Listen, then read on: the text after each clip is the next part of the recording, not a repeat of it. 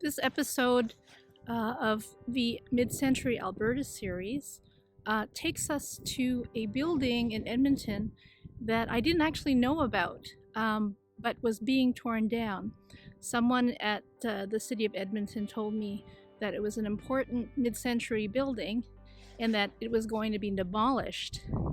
So I didn't have a chance to actually go to Edmonton because the demolition was happening in those weeks that I had heard about it. So I got my friend Peter Hemingway's son, Curtis. Peter Hemingway is a very important architect in Alberta. I got his son to do some footage for me, and we didn't get to do any interiors, of course, because it wasn't a secure location.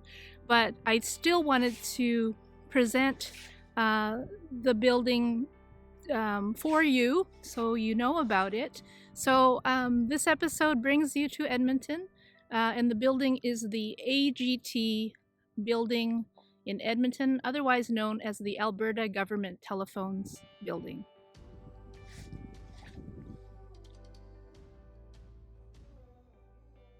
Thought of that.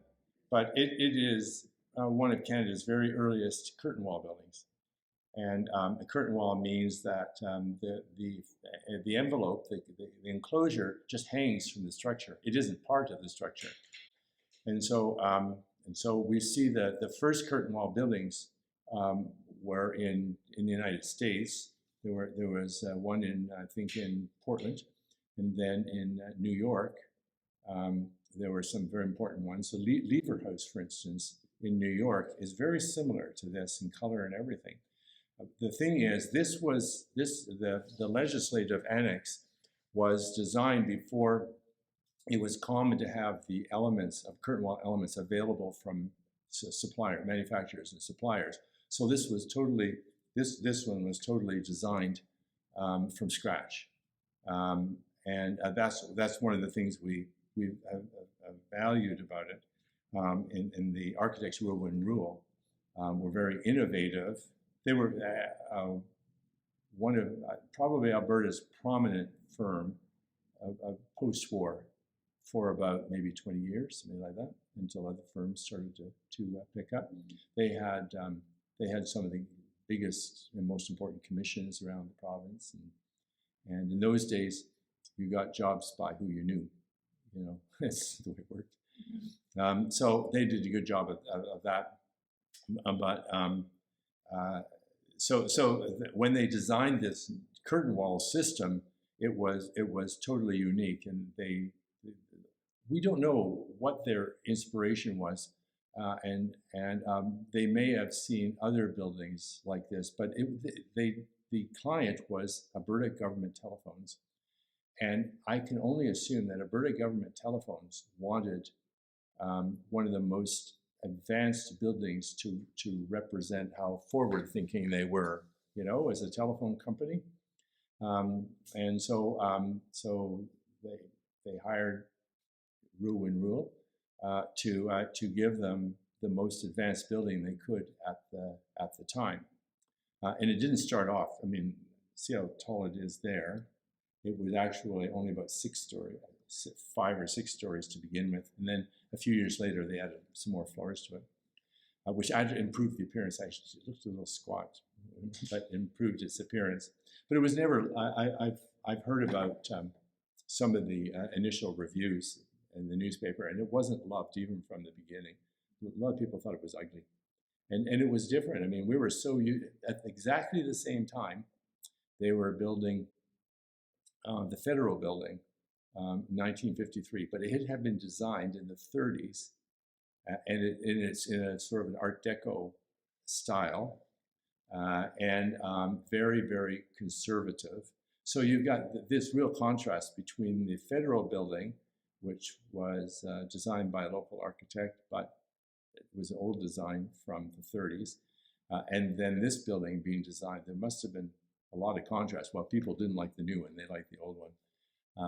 So change obviously can be difficult, but it always has seemed in the public's eye to be a little bit of an anomaly within the precinct, the legislature precinct. It just doesn't look like any of the other buildings, you know, and we architects love that because we recognize it for what it is, you know, how innovative it was and the story that it tells, all that sort of thing. But unfortunately, there wasn't enough story for the government to decide to keep it. As far as I know, it's being dismantled right now. Yeah, you can peel it. You can take the envelope off of it, and the structure still remains. So it's going to look quite impressive as a structure. It'd be concrete structure. I think it's probably concrete.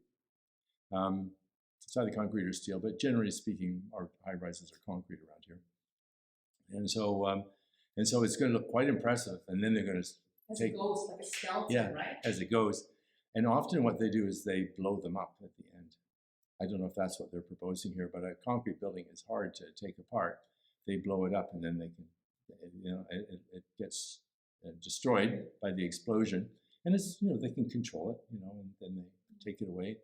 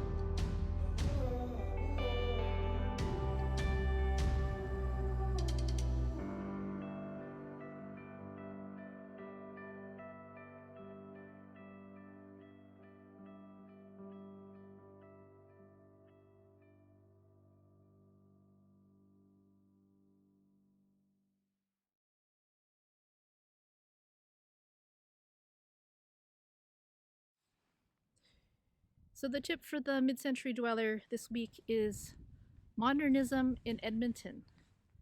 We are so lucky that David Murray, architect, was able to compile with James Dow, photographer, a beautiful series of mid-century buildings that were built in Edmonton and the area.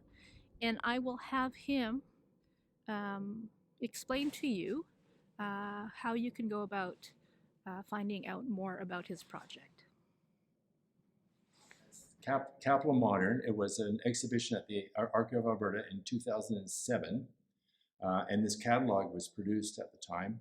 The photographer was James Dow, and there were 3 curators, myself and 2 other architects, and then it was basically published by the Archive of Alberta, but it's been long sold out. And when we talked to them about potentially publishing it, republishing it, they couldn't find the originals, and it just didn't work out. But it's all online. The essays and everything in it are online, and all you have to do is just Google Capital Modern Edmonton, and you'll find it.